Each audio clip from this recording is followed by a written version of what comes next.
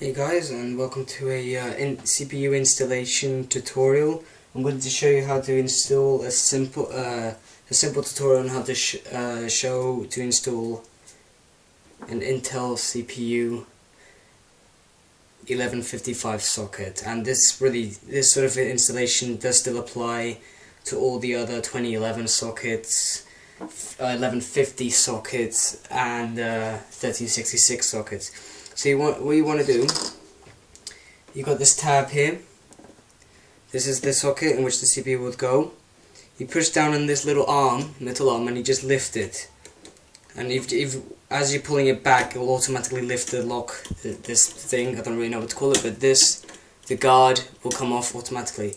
Now get your CPU. Make sure that the exact same socket. So if you're going to buy an 1150 CPU, you're going to have to get an 1150 motherboard. But in this case, this is a second generation motherboard socket. So this is a 1155 socket. So I want to get your CPU. You have to line up. Let me just bring the camera close because you have to be very precise in where you're looking. Okay. As you can see, no, you cannot see. I'm covering it with my hand. Oh, this is a very difficult way to film. I'm using a phone, by the way. As you can see, there's these two little holes on the side, and then another one here as well. These little sort of notches on the side. They have the exact same. They align each other with this tiny little one there, and that one there as well. So it would go, as you can see, there's little two notches on the side. It would go like this. So let me just put it back.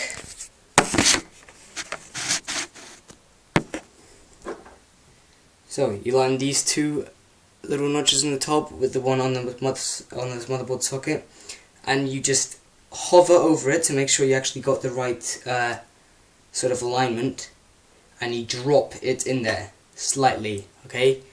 There is no reason, there is no requirement for you to push directly on it. This is a zero insertion force sort of installation because there is no need to push down on the CPU. The CPU will fall onto the socket with its own weight. So now you can actually just give it a slight little move around, little wiggle, and that's fine. Okay, to make sure it's in there. That won't do anything. You can just move it slightly to make sure it's in there.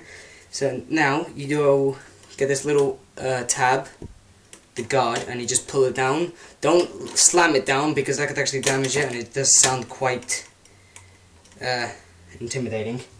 Now make sure it's going around this little screw here, this little hole. Again, there's a little notch of the metal guard onto the screw there.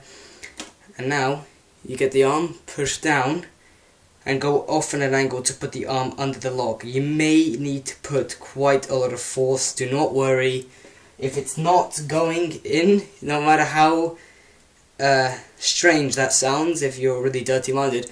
But if you push it down and it's not actually going in, stop and just. Unfortunately, if that actually does happen, you may have actually bent all the pins in your motherboard. So I would recommend you returning that, because I don't think you would like to spend hours with a little tiny screwdriver trying to bend them all, because if you bend a pin you can actually bend it backwards. But on Intel it's a lot darker because it's on a socket, so you can't actually sort of move it, and it's the level is slightly under. Anyway, and that's actually it for the sort of installation. You can already see there's grease because this has already been used, and this is just a simple tutorial. You're gonna have to get the CPU, the stock fan that if you use the stock fan. If you're gonna get an aftermarket, use that one.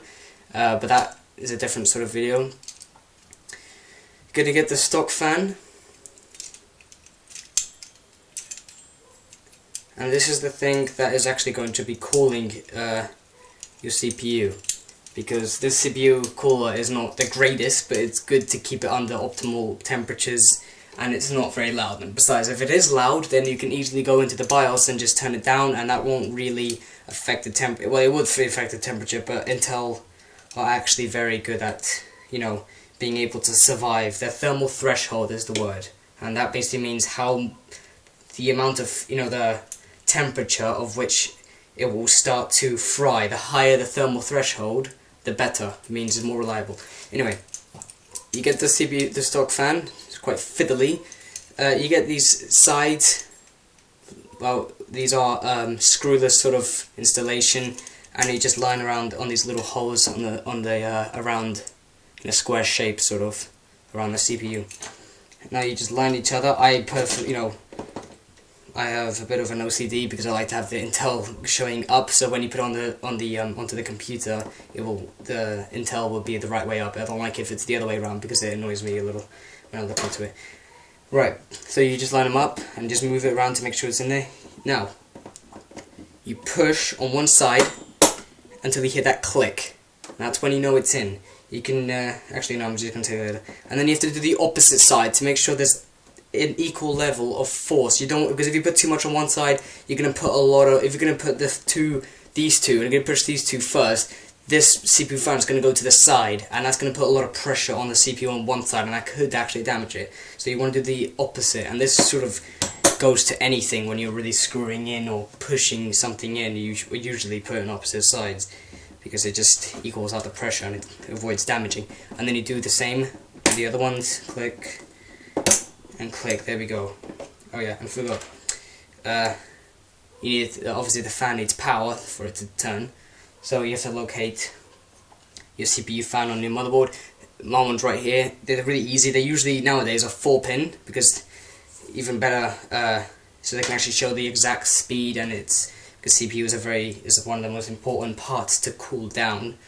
And yeah, you just find it where it is. This usually that's the top. Sometimes it's here, on the side. Sometimes next to the RAM slots here, but you should be able to see it. If you look really closely on one of the fans, it does say CPU fan, and that's the one you look into. So then you just push it in, simple as that. Not very difficult thing to do, and that's it. And you just want it for a little bit of cable management for neatness. I personally just put it under, here, just under the toolless screws. Don't put it near the fan because it's going to hit it and it's going to make a horrible noise, and it's not going to it's going to start to overheat the Intel. And that is practically it. There's not much else to it. The only thing left to do is just to install this motherboard into a case or just power up. And yeah, that's a pretty much good tutorial. And yeah, this is for the tutorial for an 1155 socket. If you ever want to know, this was an Intel. If this CPU was an Intel Pentium GH60 and a motherboard, that is the name of the motherboard I'm actually using. You just see that? That's the name. And there we go. So that's practically it. Thanks for watching, and yeah, I'm going to be uploading more of these tutorial sort of videos and tech and stuff like that, geeky things like that. So thanks for watching. I'll see you next time. Bye.